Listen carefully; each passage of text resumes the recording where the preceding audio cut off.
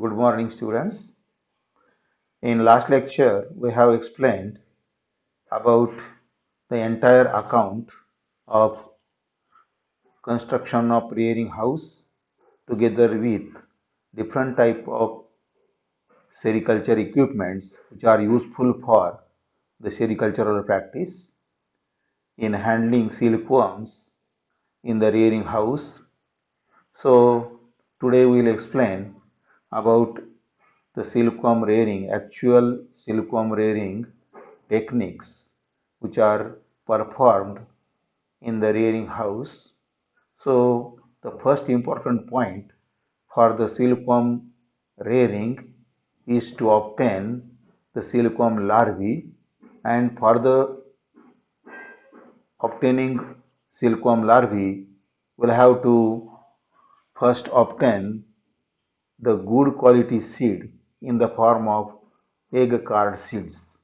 Egg card seeds which can be purchased from the government seed producers or granages. So the first point in the silkworm rearing technique, that is the procurement of the quality seeds. Procurement of quality seeds means to obtain the egg card seeds or the seed in the form of eggs that can be obtained from the granages or the government authorized seed producers or the centers where actual egg card seeds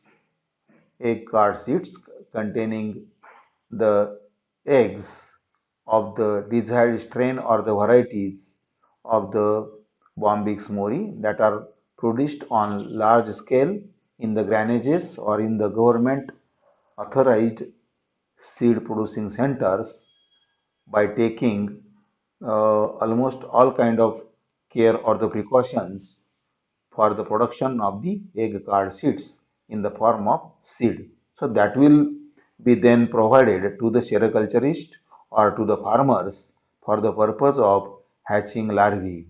So the larvae, silkworm larvae of the Bombyx mori of the desired strain or the variety can be obtained from the government authorized seed producing centers or the granages, and which are then brought to the rearing house, and with a proper or optimum level of temperature, humidity, wind speed, or the sunlight or sunshine hours. All these parameters are considered while incubating the eggs so as to obtain the silkworm larvae for actual silkworm rearing or the feeding them in the rearing house.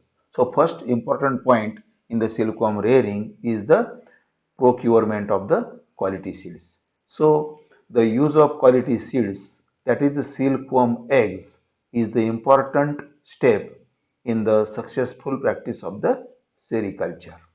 So the seed can be obtained from the granages, that is the center for the production of disease-free laying seeds, DFLES, disease-free laying seeds of the pure and hybrid races or the strains or the varieties on large scale.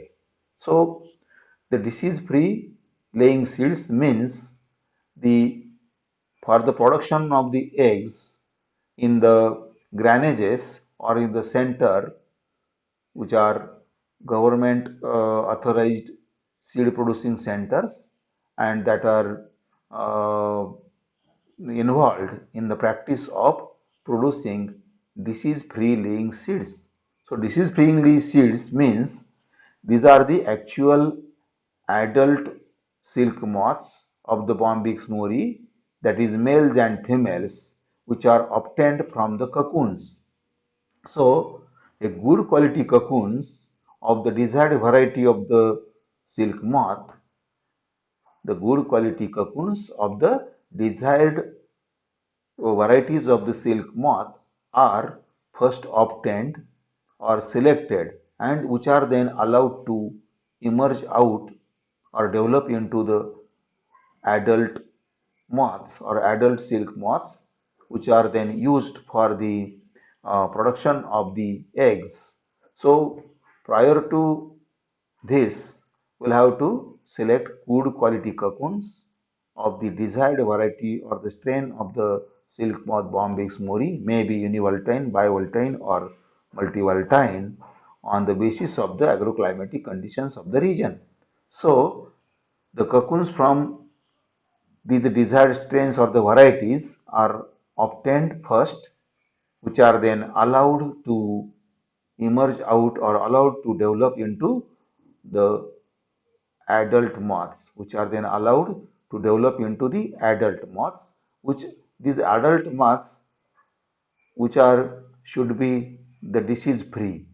This should be disease free. Adults or the cocoons, which are obtained from the disease free uh, varieties or the strains of the silk moth Bombyx mori, which are then sexed, means differentiated into males and females.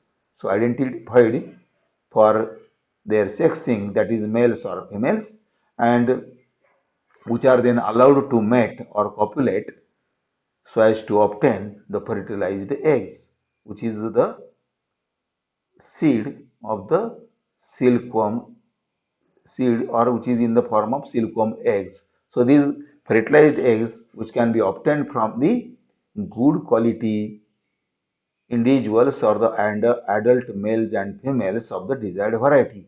So, and all these activities are practiced or done in the granages or the center for the production of disease-free laying seeds. And these disease-free laying seeds are obtained from pure and hybrid varieties of the silk moth Bombyx mori. So these centers where the actual disease-free laying seed of the pure or hybrid varieties is obtained, they purchase the cocoons from the government certified seed producers. Government seed, government certified or authorized seed producers, they purchase the cocoons. So granages purchasing the granages where actual egg card seeds are produced so as to provide them to the sericulturist or the farmers for the purpose of obtaining larvae for the silkworm rearing. So the centers where actual egg card seeds are produced, they collect or they purchase the cocoons from government certified seed producers.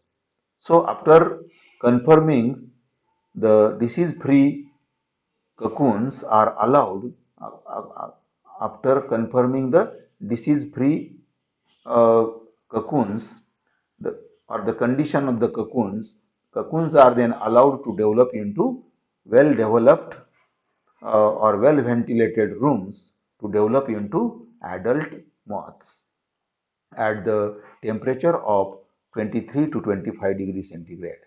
So moths will emerge out in a 1 or 2 days. So after bringing the disease-free seed in the form of cocoons to the granages, which are then allowed to develop into adult moths in a well ventilated rooms at about 23 to 25 degrees centigrade.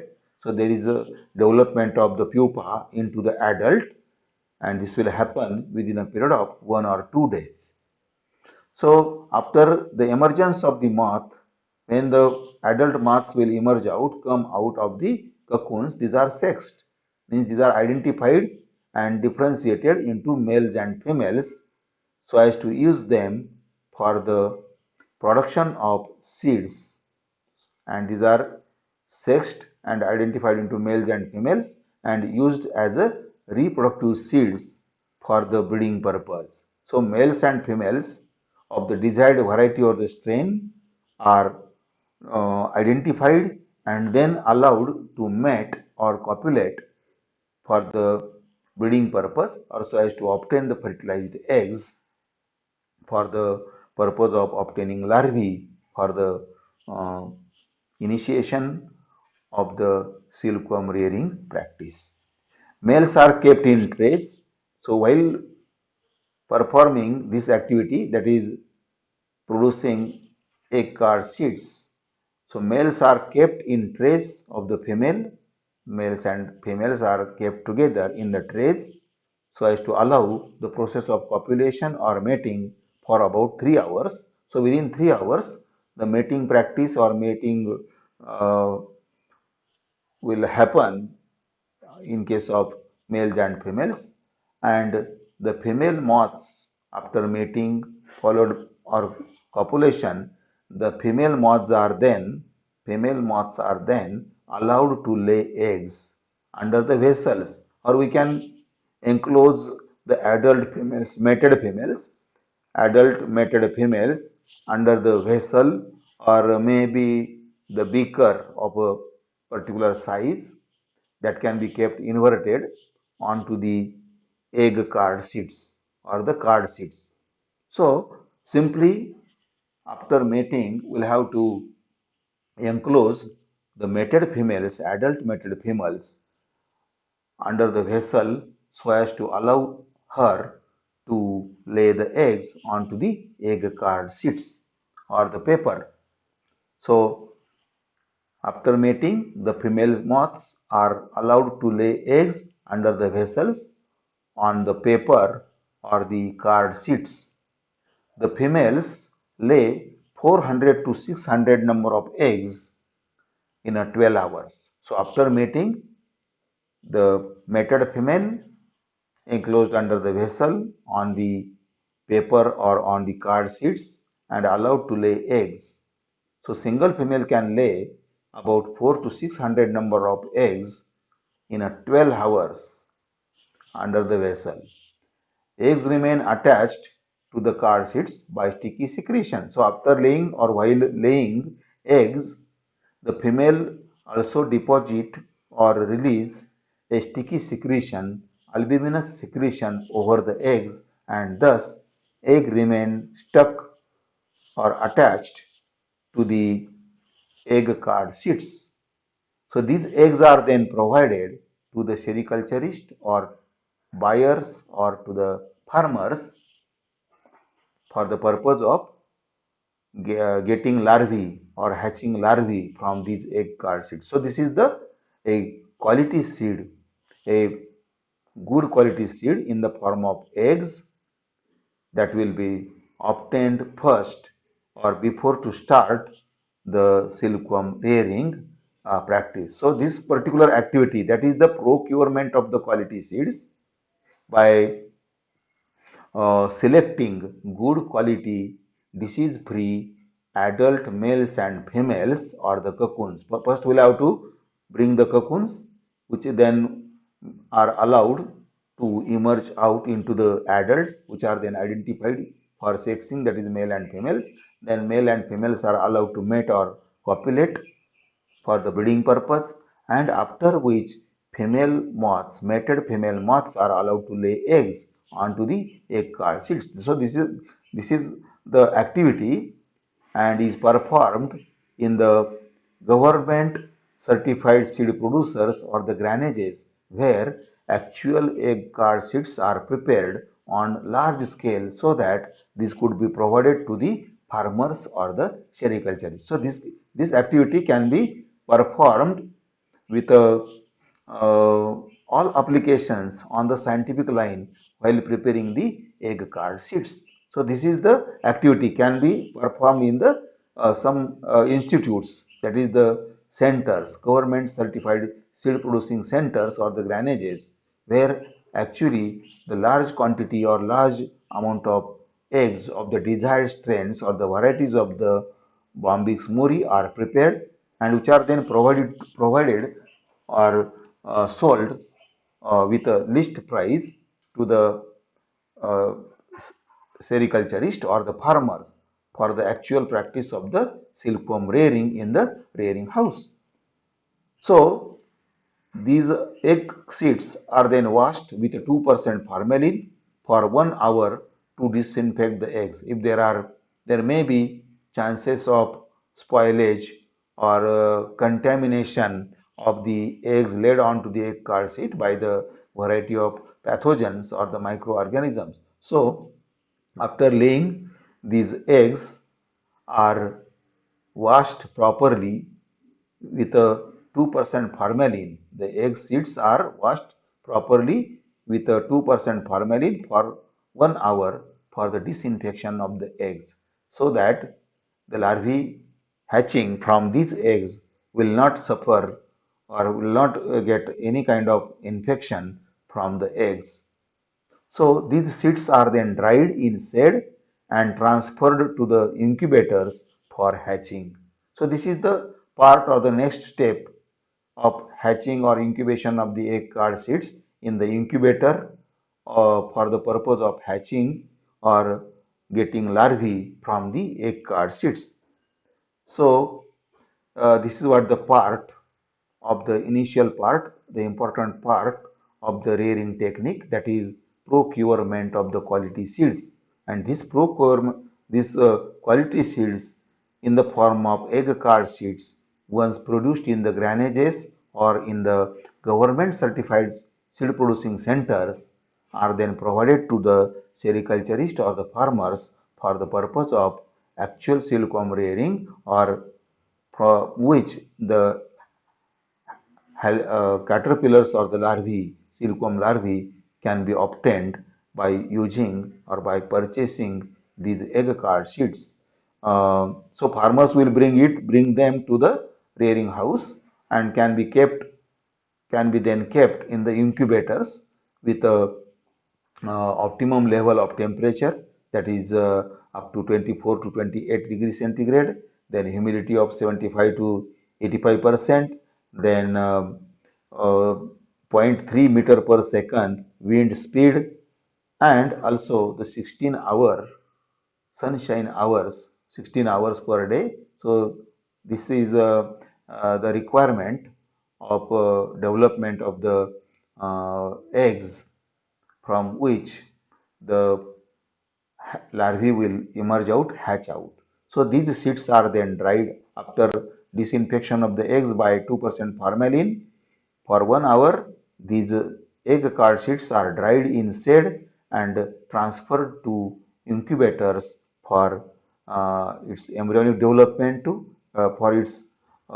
allow its embryonic development, that is cleavage, blastulation, gastrulation, and followed by the development of larvae in the incubators for the hatching purpose.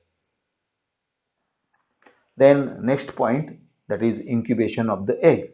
So these are uh, the eggs which are in the form of egg card sheets. The eggs produced in the granages or the government authorized or certified seed producing centers or granages, the eggs are incubated under the conditions of optimum temperature, that is 25 degrees centigrade. So at about 25 degrees centigrade temperature, 80% humidity, then zero point 0.3 meter per second air speed, and light 16 hours, means we'll have to allow the 16-hour light over the eggs in the incubator. So this is what the important requirements of the incubation of the eggs in the incubators. Means we'll have to maintain these parameters at these levels, that is 25 degrees centigrade temperature, humidity 80%, zero point 0.3 meter per second air, and light for 16 hours. And this will create uniformity in the development, and all eggs will develop simultaneously and hatch out into a larvae within a period of 10 to 11 days. So when we are providing these parameters at optimum level, definitely the eggs will undergo their embryonic development. Fertilized eggs will undergo their embryonic development, starting with cleavage, blastulation, gastrulation, and then develops into a larva or the caterpillars of the uh, first stage, that is first instar, within a period of 10 to 11 days. So the eggs, one day prior to hatching, change the color to blue. So as the larva develops inside, the color of the eggs getting transformed from firstly it will become a gray and then become a blue. So at the end of embryonic development or the time of about hatching the larvae, there is a change in the color of the eggs in the incubator and it becomes a blue. So, and this happens due to the pigmentation of the embryo or the larvae which has developed inside the egg. So, due to the pigmentation of the embryo or the due to pigmentation of the larva inside, the color of the egg get changed from gray to blue. This is an indication to the farmers to prepare the rearing bed for silkworm rearing.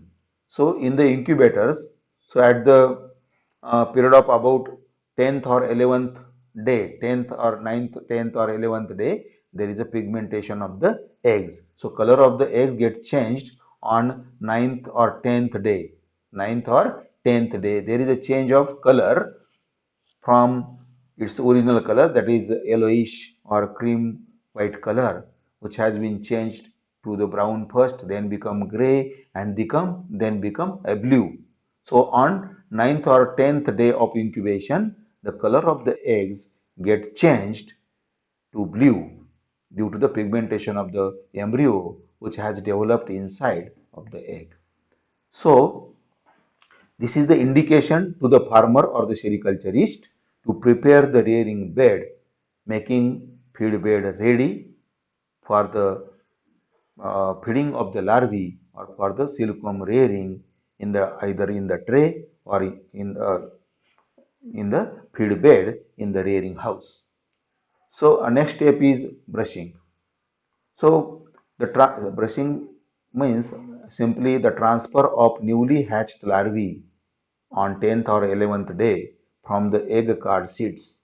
So egg card seeds which are containing large quantity of eggs which has now incubated in the incubators so as to develop into a larvae. So on 10th or 11th day the color of the eggs has been changed from its original color, that is cream white color or yellowish color, to become brown, to become gray, and then finally become a blue color. And this is the sign or the indication to the farmer or sericulturist to prepare or to make a feed bed ready for the silkworm rearing, for the initiation of the silkworm rearing in the rearing trays or onto the floor of the or the feed beds in the rearing house. So after hatching of the larvae on the egg card seeds, these are transferred into the feed bed or the rearing trays. This process is called as brushing. So the transfer of newly hatched larvae from the egg card sheet to the rearing bed or the feed bed, and this is done uh, by using the long tail feathers, white feathers of the birds, and after which there is a gentle spreading of the chopped mulberry leaves. This is called as brushing. So the transfer of newly hatched larvae from egg card seeds to the feed bed on the chopped mulberry leaves by using the feathers of the bird for the delicate handling, smooth handling without any damage or mechanical injury to the young larvae or newly hatched larvae. We use to the feathers for the brushing, that is transfer of larvae, newly hatched larvae from egg card sheet to the feed bed or the rearing trays. This is called as brushing. Chopped mulberry leaves are sprinkled over the newly hatched larvae, or prior to this also we can prepare the feed bed. So while preparation of the feed bed, before to do brushing or the transfer of newly hatched larvae into the feed bed, we can spread the chopped mulberry leaves onto the floor of feed bed, and then we can transfer or larvae from the egg card sheets to the feed bed. So the chopped mulberry leaves are sprinkled over the newly hatched larvae. Bird feathers, usually tail feathers or long feathers, are used for the brushing or transferring larvae from the egg card sheet to the rearing tray or feeding tray or feed bed uh, just by sweeping the larvae from egg card sheet by feathers to the feed bed or the rearing trays, called as brushing. So bird feathers are used for the delicate or smooth handling of the silkworms while brushing. The time of brushing should be around 10 to 11 a.m. The time of brushing should be around 10 to 11 a.m. or in a morning period. Then the quality of food. Quality of the food. So growth of silkworms depends on the right selection of the mulberry leaves obtained from high-yielding mulberry varieties. Growth of silkworm depends on the right selection of the mulberry leaves obtained from high-yielding varieties. The younger, that is first and second instars, which are very small. So the larvae which we brush or transfer from egg card sheet to the feeding tray or feed bed, that are very small, having gray or black color with a length of 4 to 5 millimeter, called as black ants. So these black ants are the silkworm larvae of the first instar stage, which are swept by using feathers from the egg card sheet into the rearing tray or the feed bed.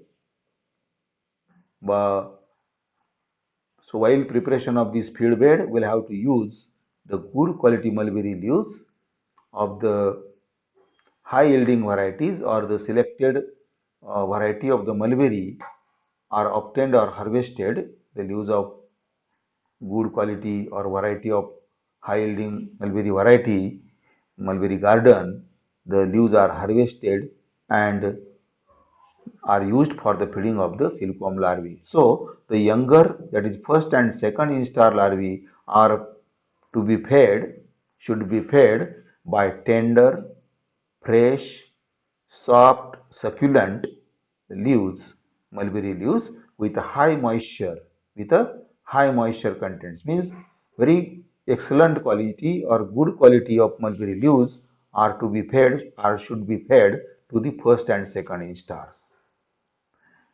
The old instars, that is third, fourth, and fifth instars, to be fed by mature but a soft, that should also have a good quality.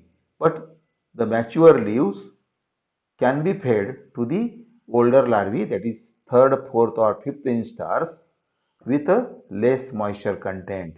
So mature leaves may have the less moisture contents, and that can be fed to the older larvae, that is of third, fourth, or fifth instar stages. And this is because this kind of selective feeding can be planned and can be done to the growing larvae in the rearing house, because the first instars, that is first and second instar, or the young larvae, which are, even though they are large in number, but their requirement of the feed is less.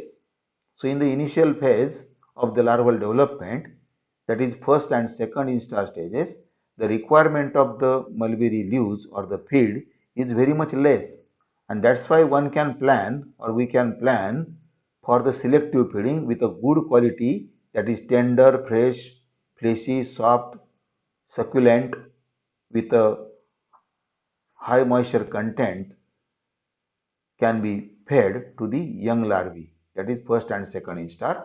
Then the requirement of the feed increasing as the larva grows and transform into third, fourth, and fifth instar stages. They require more amount of feed, that is mulberry leaves, and that's why we can give them, we can provide them the mature but soft mulberry leaves with lesser moisture content because of their greater requirement. They require more quantity of feed, and that will not affect much the when we are using or when we are providing large quantity of mulberry leaves to the um, later phases of the larvae or older larvae, that will not make much of the difference on the quality of cocoons. But in the initial phase of development of the feeding of silkworm larvae, that is first and second instars, if we are providing them a good quality of the chopped mulberry leaves, that will have the good effect on the development of the larvae and the quality of the cocoon. In the later phases of the development or older stages, that is third, fourth or fifth instars, that will not make much difference on the quality of the cocoons because of their requirement, field requirement is much more. And at that time, we can feed them even poor quality leaves also, or with a lesser moisture contents, and mature leaves can also be fed to the older stages of the silkworm larvae. So this is the image showing cocoons and even the adult silk moth of the Bombyx mori and large number of eggs which are laid onto the cocoon, surface of the cocoons. One can see easily these are round, oval, um, cream or yellowish white in color eggs in a fresh condition, and having oval shape, and these are tiny eggs having smooth surface. So egg cells are cream white in color, appears to be cream white or yellowish color eggs, and with a tiny surface, smooth surface, possessing egg cell or the egg membranes. So this is the image showing the cocoons and also the eggs laid onto the surface of the cocoons by the adult females. Then next point is preparation of the feed bed. Preparation of the feed bed. So we'll have to prepare the feed bed prior to brushing. Prior to brushing. So while preparation of feed bed, we'll have to take much of the care because we are going to feed the newly hatched larvae or the first instar larvae which have emerged out, released out by breaking the egg cell and released onto the egg card sheets, can be called as black ants. So these black ants, they are then transferred or brushed into the feed bed or the rearing trays, and we'll have to prepare this feed bed just prior to the brushing, or that is on the 10th or 11th day. We'll have to begin with the preparation of the feed bed, or we'll have to make the feed bed ready before brushing whenever there is a pigmentation. As already we have explained, there is a transformation of the color of the eggs due to the pigmentation of the embryo, indicating that the feed bed should be ready for the brushing. So sericulturist has to prepare this feed bed. So feed bed is a layer of chopped mulberry leaves that is spread on a floor of tray, might be onto the newspaper. First we'll have to line the floor of the rearing tray by the newspaper, on which we can dust some powder of the fungicide like Dithenium 45 can also be used for the dusting so as to avoid the fungal infection or the muscardine in the feed bed. So that kind of care can also be taken while preparation of the feed bed or feeding trays. So initially we put a newspaper in the rearing tray. Then we can sprinkle or spread the good quality chopped mulberry leaves so as to feed the younger larvae of first and second instars. So feed bed is a layer of chopped mulberry leaves can be spread on a tray over a or on a large area, maybe floor bed, floor bed, or even onto the large surface area can be a mat over which we can spread the chopped mulberry leaves for the management of the feeding of newly hatched larvae of first and instar stages. So for young larvae, that is first and second instars, we can use the rearing trays or even small boxes.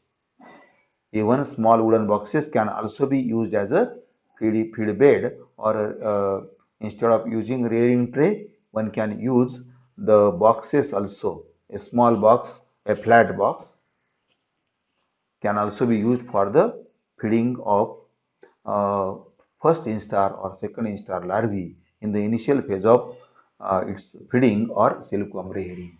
So, for young larvae, first and second instars, a good quality paraffin paper or the sheet or a newspaper is spread in the rearing tray.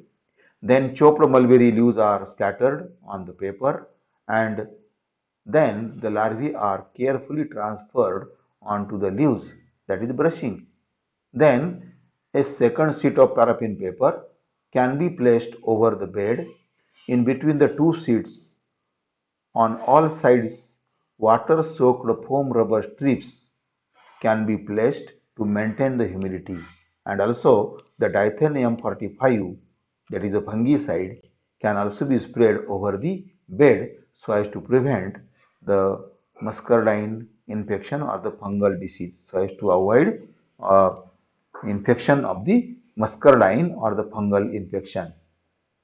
So this is what the bed, that is a rearing tray, can be uh, prepared or made available before brushing.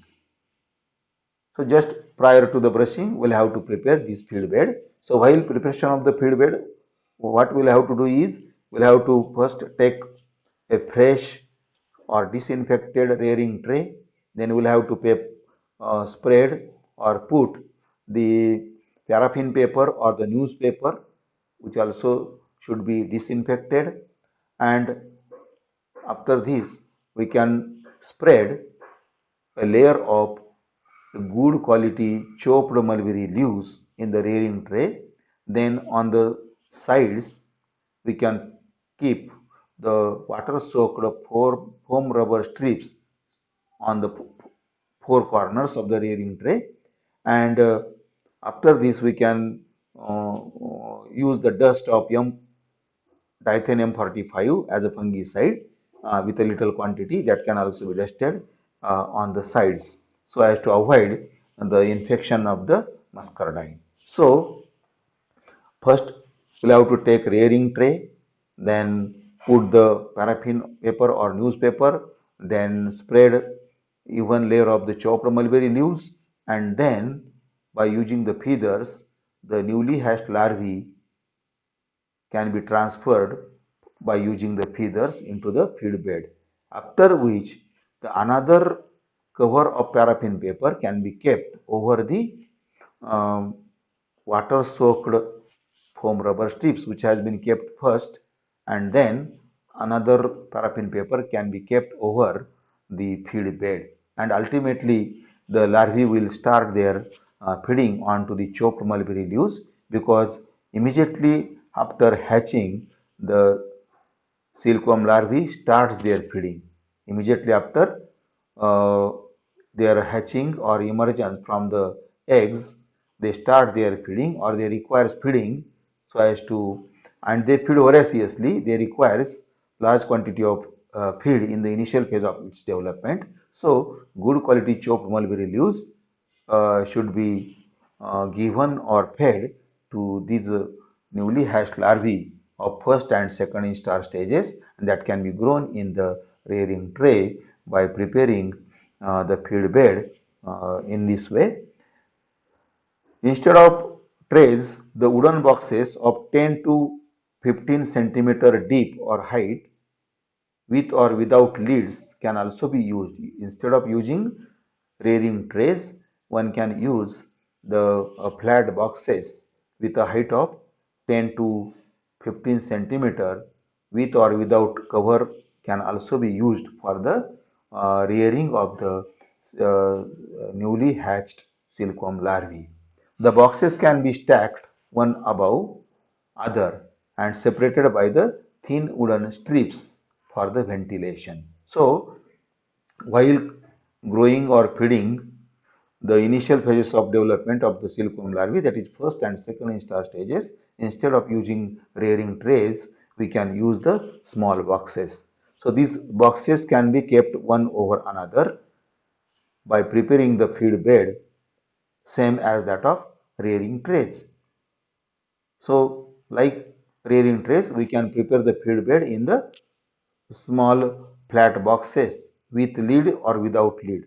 But while stacking them one on another, we'll have to keep certain material, certain wooden material, so that there should be a space between the two boxes. So while stacking these boxes one on another, we'll have to keep thin wooden strips or pieces so as to allow the ventilation of the uh, boxes in the feed beds.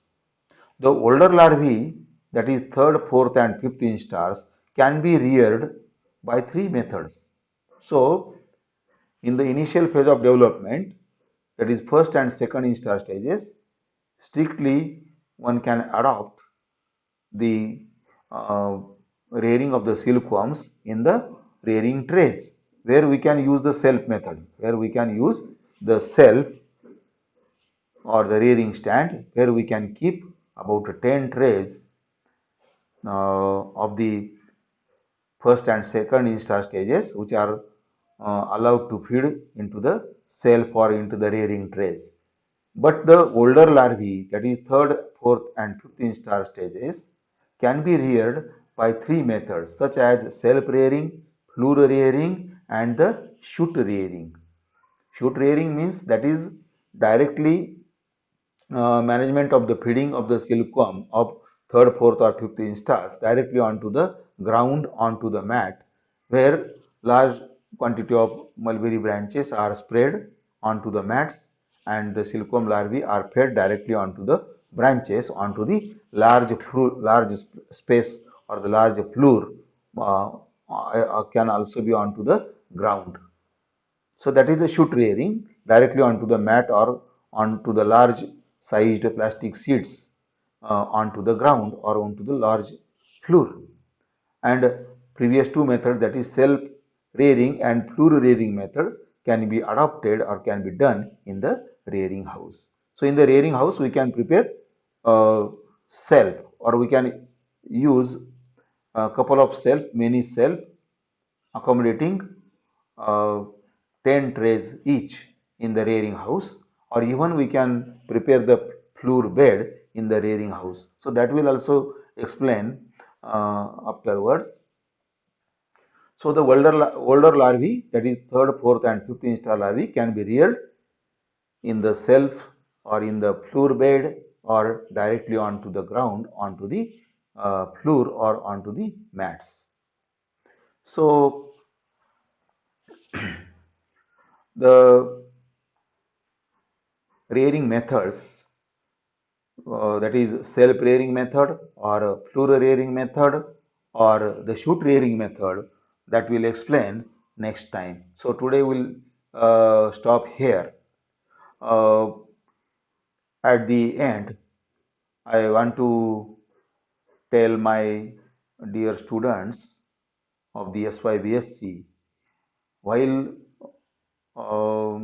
observing or while listening these lectures, you can share the link of these lectures uh, to your classmates or your friends of the SYBSC class. So this is my humble request to all students of SYBSC of KJ Somaya College, Kopargaon, and also the entire uh, uh, jurisdiction of the Savitribai Phule University, there are many affiliated colleges.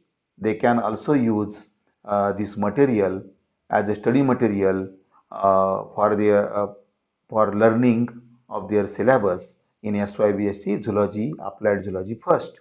So this particular chapter or the entire videos, all the videos, whatever the videos which I am going to uh, upload on my uh, channel, that is YouTube channel.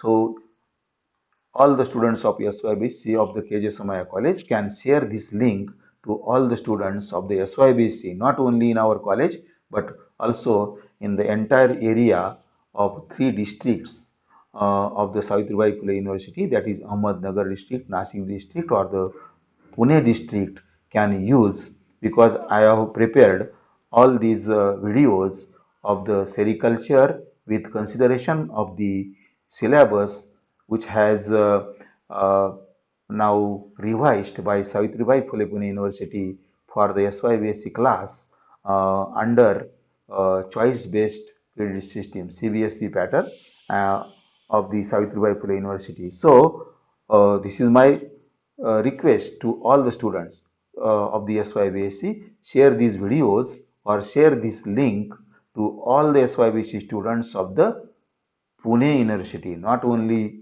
our college, but entire classes or all the colleges where uh, there are large number of SYBC students, and that can also get advantage or benefit of these videos.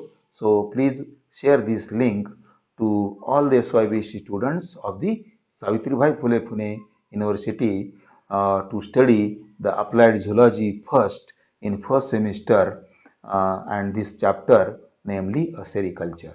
Thank you.